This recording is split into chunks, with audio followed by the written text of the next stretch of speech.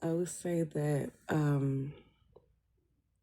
starting about last week, or maybe even the week before, I just was called to start doing quite a bit of purging. And oddly enough, what a lot of that purging looks like is tears. It's tears. It's kind of like why my face looks different every day. Um, some days, like it's just you can see like the puffiness, but it's just a lot of dropping tears and making space and releasing things that weren't really mine, and actually making space for the things that are. But seeing, should I rearrange my perspective on them in any type of way? So there's actually a point that I've been wanting to share for a little while now. And I think I'm finally ready. So I'm going to uh, insert the scene and then I'll come back. The bushman is not dependent on water holes. His forebears have had thousands of years to adapt to the Kalahari, so he needs very little liquid, and he knows where to find it. An insignificant-looking dry twig tells him where to dig.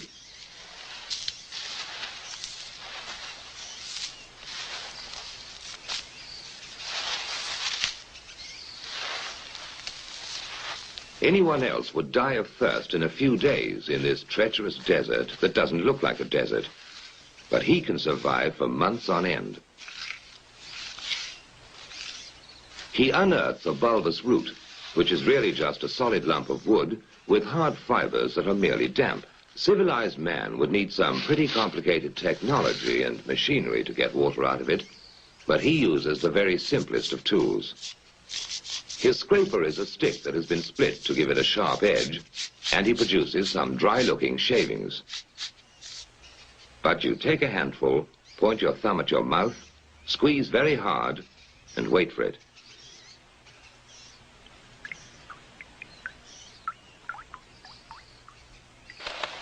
The baboons always have a secret supply of water, and they're not going to tell anybody where it is.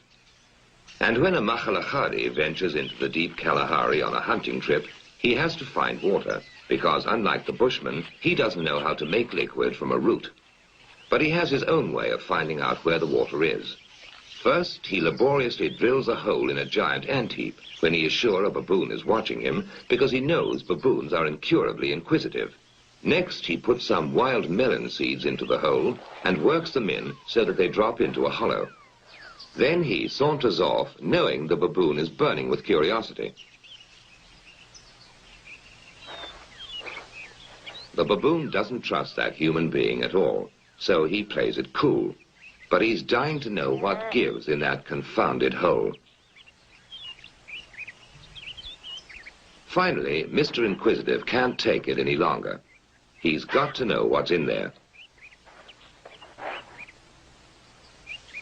He reaches in, grabs a fistful, and now his hand's too big to come out.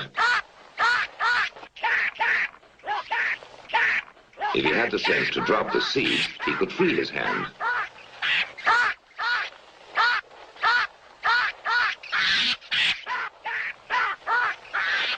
Now he lets go when it's too late.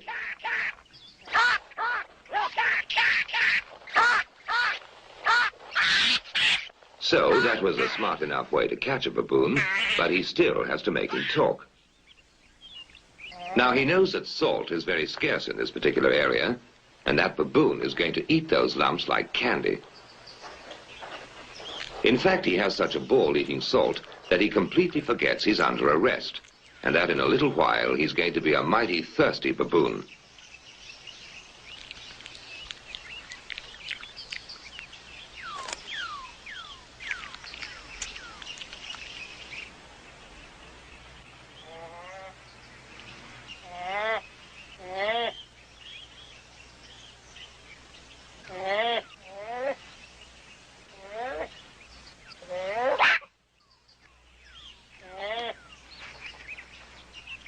Next morning, the Makhalachadi goes to have a closer look to see whether his prisoner is ready to talk.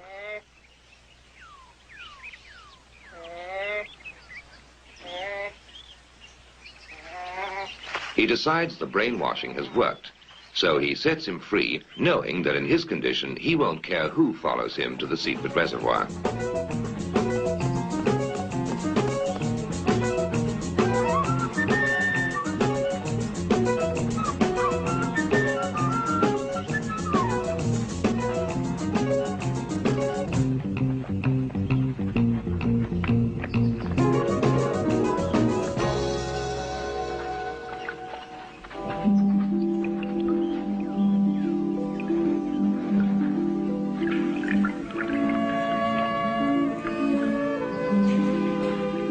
The Makhalahari has no eyes for the beauty of the setting.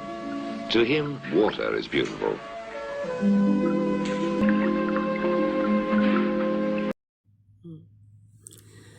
So now that we've watched that scene, right, I want to say I've been through quite a few experiences in my life where I didn't emotionally, I didn't know how to look for my own water. You know what I'm saying? And there weren't really people around me that were supporting me either. So it's kind of like emotionally being in a desert. It's like being in dry ass motherfucking spots. And this is why I began to get really good at finding my own water. My dad's death was kind of like a scorching desert.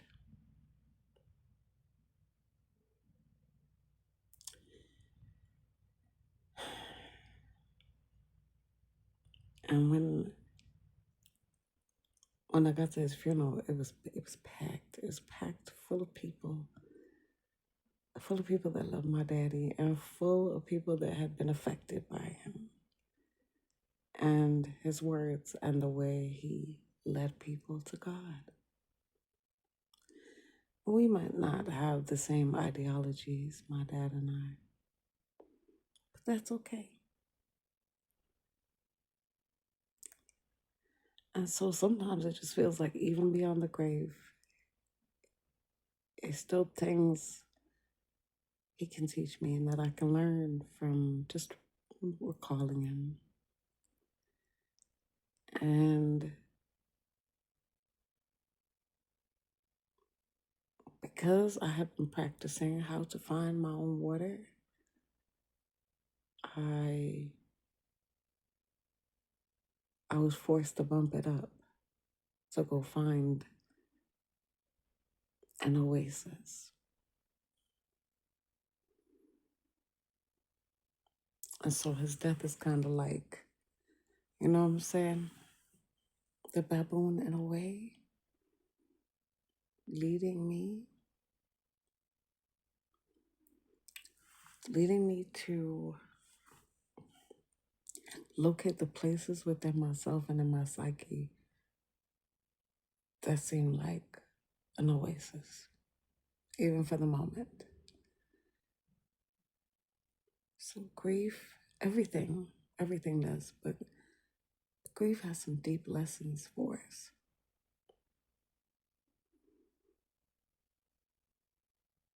And even in the depth of that grief,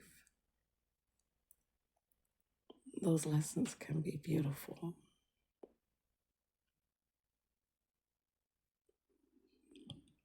Find your water. Find your water and drink as much as you need.